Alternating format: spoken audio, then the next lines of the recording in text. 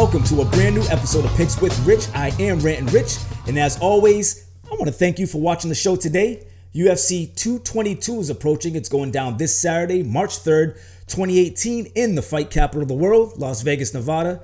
It's headlined by Cris, Cyborg, and Yana Kunitskaya. We also have an interesting co-main event where Frankie Edgar is going to take on Brian Ortega at 145 pounds.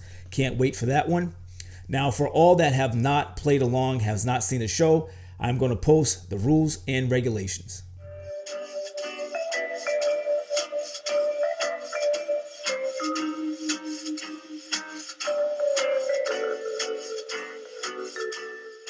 So there you have it. Those are the rules and regulations of the show.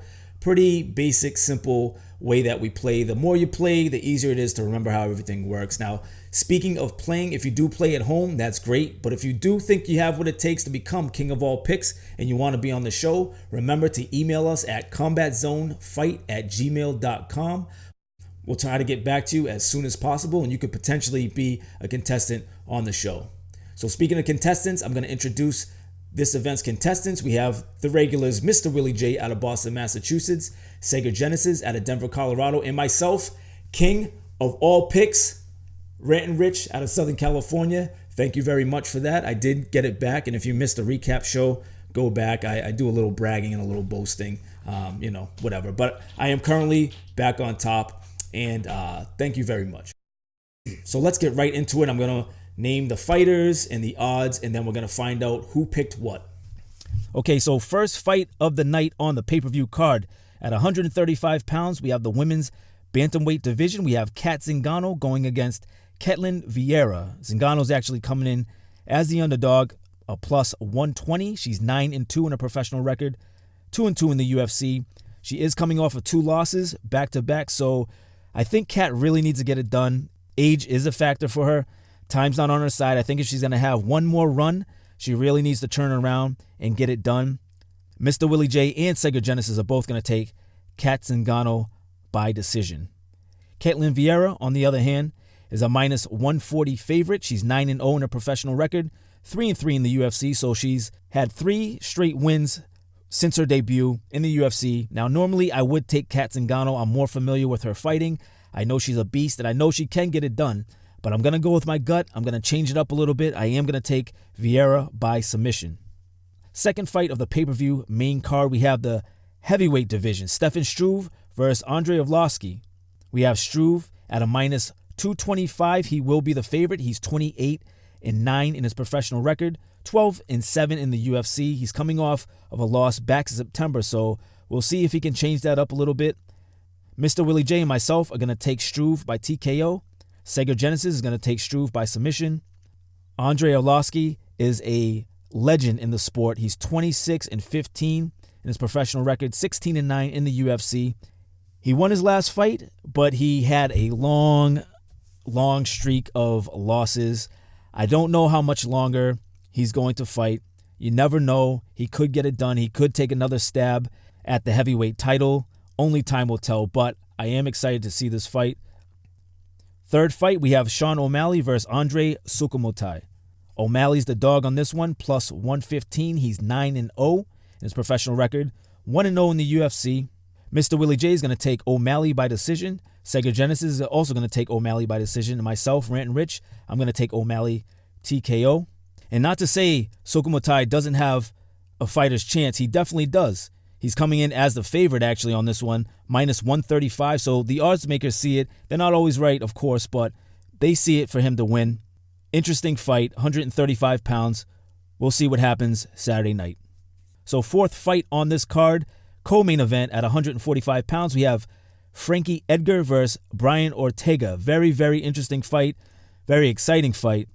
Frankie is the favorite on this one. He's coming in at a minus 185. He's 22-5-1 professional record, 16-5-1 in the UFC. He just had a TKO win against Yair Rodriguez. Exceptional. I can't say enough about Frankie Edgar. He's an experienced guy. He's been around a long time.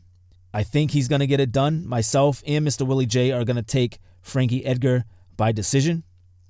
But on the other hand, Brian Ortega, he is the underdog in this one. A plus 160. He's 13-0 in his professional career, 5-5 in the UFC. He's coming off of 5 wins back-to-back. He just choked out Cub Swanson. I mean, who does that? Seriously. Sega Genesis is going to take Ortega by submission. This is a very interesting fight. Again, the odds makers don't always know. Don't let these odds get to you. I personally feel Edgar is the way to go on this one, but you never know. All right, guys, so here it goes. Main event, Cris Cyborg fighting in her division, 145-pound women featherweight division, a division that she basically created with the help of the UFC, of course. She's going to be taking on Yana Kunitskaya. Not as familiar with Kunitskaya as I am with Cyborg. Starting off with Cris Cyborg, she's coming in as a huge favorite, a minus 1650. That's a little ridiculous for any fighter. I don't care how good she is. That's a little too high. Not even a little too high. This is a lot too high. I can't remember seeing a UFC fighter that high in a very, very long time. I don't know. Maybe Ronda Rousey did it. Maybe Anderson Silva did it. Maybe Demetrius Johnson may have done it. I don't think so. I think he was probably around that 1,000 mark, maybe 1,100. But this is crazy. 1650. Cris Cyborg is a beast, though. Don't get it wrong. 19-1 in a professional record, 4-4 in the UFC. There's not much you can say about Cris Cyborg. She's an animal. I say she gets it done by TKO. Mr. Willie J says she gets it done by TKO, and Sega Genesis. We're all going to take her to win by TKO. But do not sleep on Yana Kunitskaya. I'm not as familiar with her. I don't want to act like I do watch Invicta FC all the time. I don't. If you guys are unfamiliar with Invicta FC, they're an organization that was their own and really, I don't think could compete with the UFC. It's an all-women's organization. They ended up cutting a deal with the UFC and going on Fight Pass, and now it's pretty much considered as the minor leagues to the UFC. The UFC is always looking for, whether it's men or women, always looking for the best talent in the world, and this is a great reserve for the UFC to pick champions out. They'll leave the organization and come over to the UFC, and that's exactly what Yana did. She's 10-13 in a professional record. And again, she's making her debut. She's coming in as a plus 1075. So somebody out there is going to take the dog on this one. And somebody out there possibly could make some good money on this one. And again, Yana vacated the Invicta FC 135-pound bantamweight belt. So she left there to come here. She's got a lot to prove. She didn't want to just leave the organization with nothing to show for it. So she's going to be hungry, and I'm excited and anticipating this is going to be a great matchup. Okay, so there you have it. That's going to do it for the show. Once again, I want to thank everybody for the support. I want to thank everybody for watching, and remember to subscribe, like, share, comment, all the above. And until next time, Rant and Rich here, signing out from sunny SoCal. I'm out of here. Latest.